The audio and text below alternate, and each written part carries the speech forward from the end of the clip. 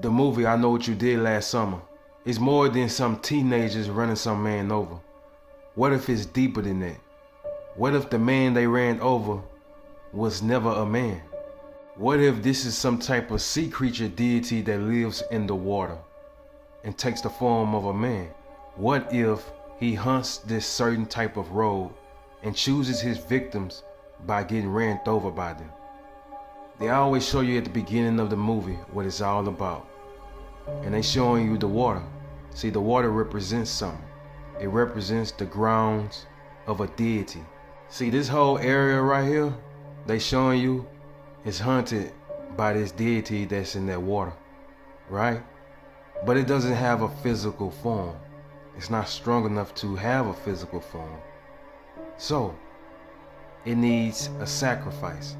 It needs someone to sacrifice themselves in order to get it. And then that's when this guy comes in. The guy who you see sitting on this rock. That same guy who I was showing you is the same guy who they're going to be talking about later on in the movie. Right now they're finding out that he unalived himself because his girlfriend was unalived in a car accident.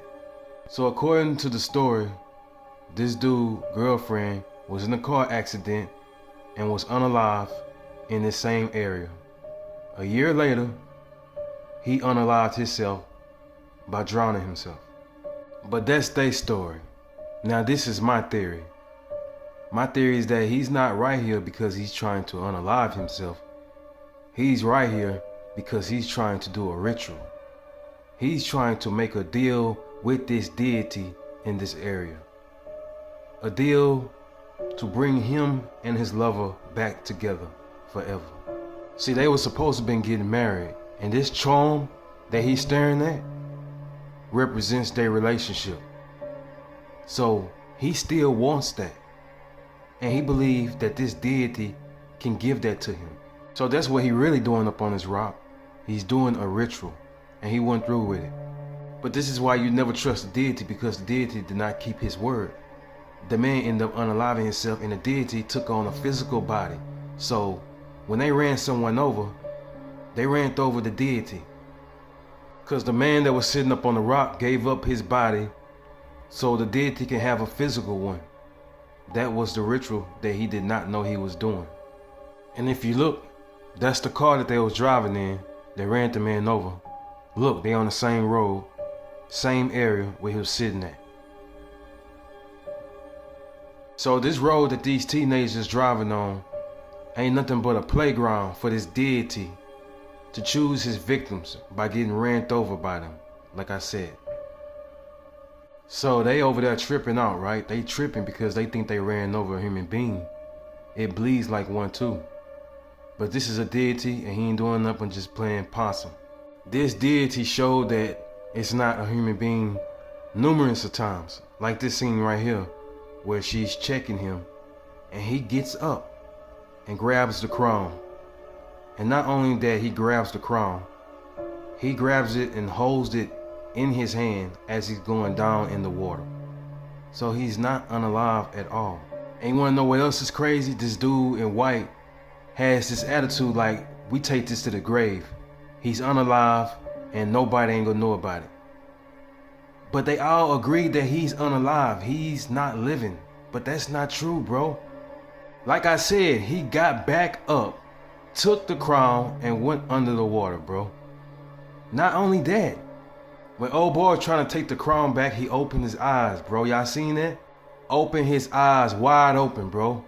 So how can he be unalive when he opened his eyes wide open? And not only that, bro, he just standing there looking at him. Bro is all the way at the bottom, standing on his feet in the water, bro. Looking at you swimming out the water. But yet they say he's unalive, bro.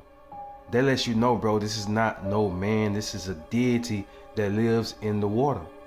So if he getting out the water and he seeing him open his eyes, looking at him swimming out the water, why on earth would you have a conversation with them letting them know he's unalive? And we gonna take this to the grave. Nobody should know about it.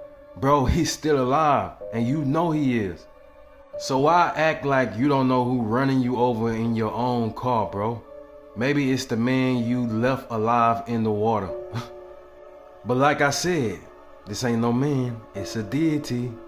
And he also can disappear and reappear wherever he want, whenever he want, bro. Like right now, he in this store chasing her, right? And she made it out the store and ran into this alley right here. Then she ran down the alley, right? Next thing you know, he right behind her. Then at the end of the movie, his hand got caught in that rope. It brought him all the way to the top.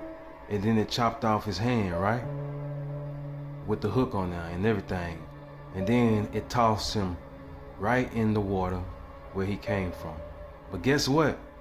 It ain't gonna affect him because that's where he come from, bro. Like he already showed you at the beginning of the movie that the water don't affect him at all because he was standing on his feet in the water. If there was a man, he would have been in the hospital. His hand got chopped off, bro. And tossed in the water. That lets you know this is not a man. This is a deity.